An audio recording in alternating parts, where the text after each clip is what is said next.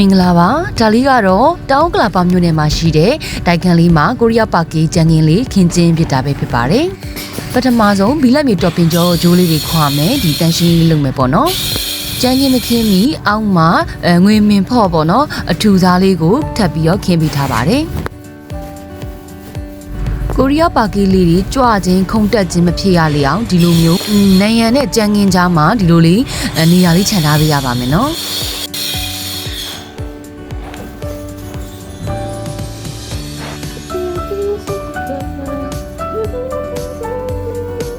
သုံးပေးထားတဲ့ကြမ်းငင်းလေးကတော့12mm 100% glossy အပြောင်သားလေးပဲဖြစ်ပါတယ်။ကြမ်းငင်းခင်းတဲ့အခါမှာလွယ်ကူမြန်ဆန်ဖို့ရဲ့ဒီအောက်ကဖော့တွေမရွေ့သွားအောင်ရဲ့ကြမ်းငင်းထုတ်ကလေးတွေကိုဖောက်ပြီးတော့ဒီလိုလေးနေရာချထားပေးပါတယ်။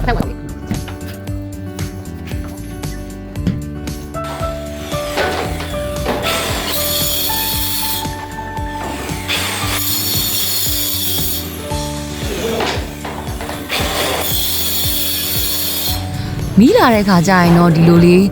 ဆက်လေးနဲ့အေးစီဖြတ်ရုံပဲပေါ့နော်မီးမလာတဲ့ခါကျရင်တော့လွှားနဲ့ဖြတ်ရပါတယ်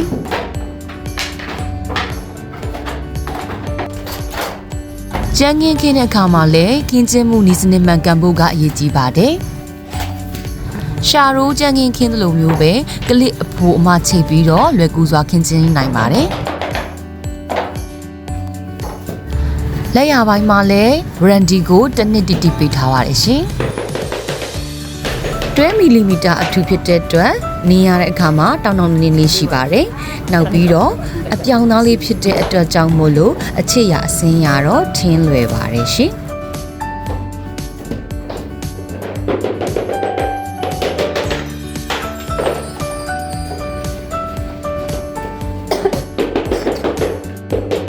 ကြမ်းခင်းအားလုံးခင်းပြီးမှသာအနာကုတ်ကလေးတွေကိုစတင်ပါတယ်။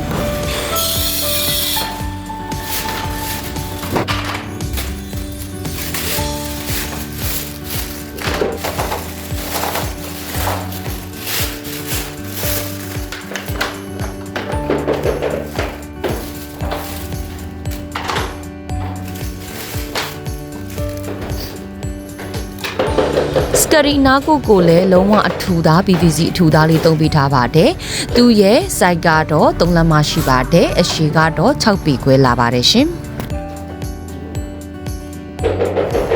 စကရီနာမကုတ်ပြီးဘေးမှာကလစ်တုံးလေးတွေကိုအရင်ရိုက်ထားပေးရပါတယ်ရှင်။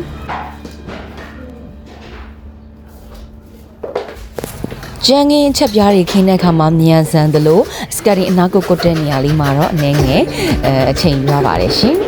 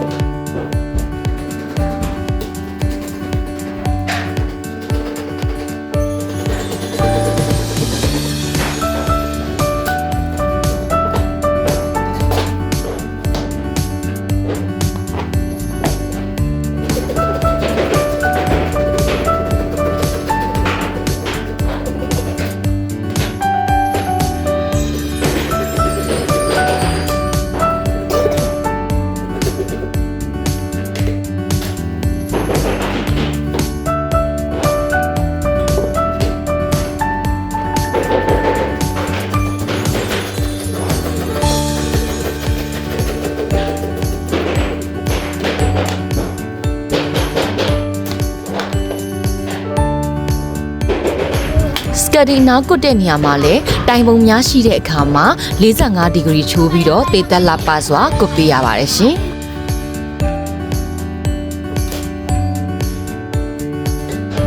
စကရင်ကုတ်တဲ့နေရာမှာလည်းစက်နဲ့ကုတ်တာမဟုတ်ပဲဒီလက်နဲ့ကုတ်ကြတဲ့အတွက်အနည်းငယ်လေးတော့ဒီတေသက်လာပါအောင်လုံးဝဆက်ရမပေါ်အောင်တော့စူးစမ်းပြီးတော့လုပ်ဆောင်ပေးထားပါတယ်ရှင်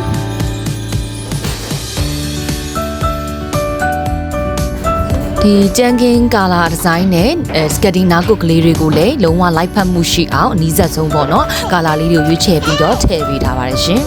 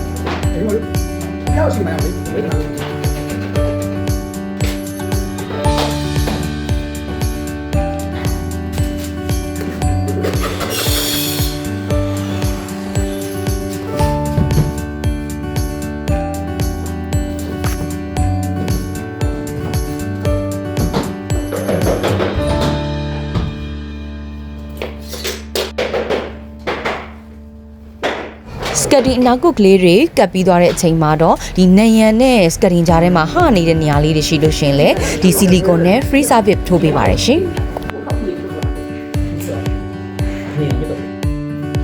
ဆီလီကွန်အသုံးပြုတဲ့နေရာမှာလည်းကြမ်းကင်းကာလာနဲ့နေရံကာလာပေါ်မူတည်ပြီးတော့ဆီလီကွန်အမျိုးအစားအဖြူရဲ့အကြည့်ရဲ့အနောက်ရဲ့ဆိုပြီးတော့ light fat စွာထည့်ပြီးတော့ကိုသုံးပေးရပါတယ်ရှင်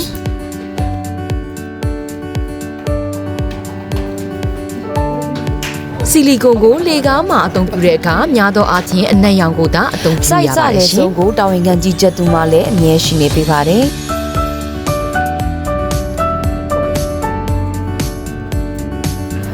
ဒီနေရာလေးကတော့ customer စိတ်တိုင်းကြဒီ sketting ဒီ3လမ်း sketting လေးကိုရအောင်ကုတ်ပေးပါဆိုလို့ customer စိတ်တိုင်းကြလုပ်ပေးတာလေးဖြစ်ပါတယ်ရှင်။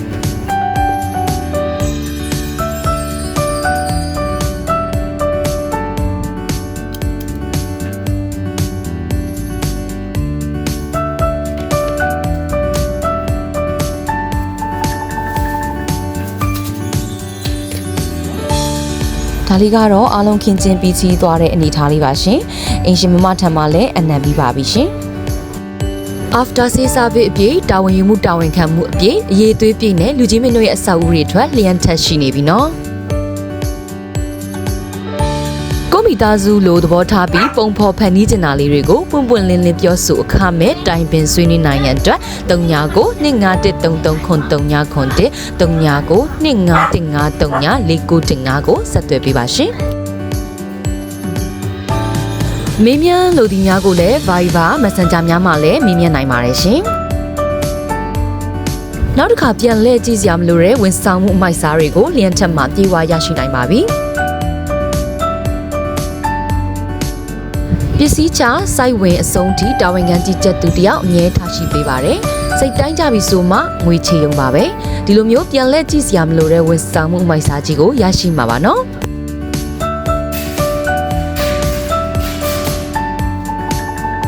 လေးလာပါမေးမြန်းပါအပြောနဲ့လက်တွေဟုတ်မဟုတ်လက်တွေခိုင်းကြည့်ပါရှင်။အကျိုးမြတ်တဲ့ customer လူကြီးမင်းတို့စိတ်တိုင်းကြကျင့်တတ်မှုပြေဝရရှိဖို့ကပြန်ထက်ရစေနာပါနော်ကြောက်စိတ်ဝင်လာရင်လည်းတက်တိနဲ့စားထိုးလိုက်မဖြစ်နိုင်ဘူးလို့ထင်လာရင်လေးလာရမယ်ဆိုတဲ့အတွေးနဲ့စားထိုးပါမယ်လူများစုကမအောင်မြင်တာစွမ်းရည်မရှိလို့မဟုတ်ကိုမယုံကြည်တာလို့ကိုအတွေးကိုမစောင့်ရှောက်နိုင်ရင်ဗီဒီယိုလေးကိုအစအဆုံးကြည့်ရှုပေးတဲ့လူကြီးမင်းများအားလုံးကိုလည်းကျေးဇူးများကြီးတင်ပါတယ်နော်စကလုံးလေးပြုပါမနက်တိုင်းကောင်းတာတစ်ခုခုတွေးပြီးနောက်ထပ်ဗီဒီယိုတစ်တွေတင်တဲ့ခါမှာလည်းဆက်မှန်ပြီးအားပေးကြပါဦးနော်အားလုံးကိုကျေးဇူးများကြီးတင်ပါတယ်ရှင်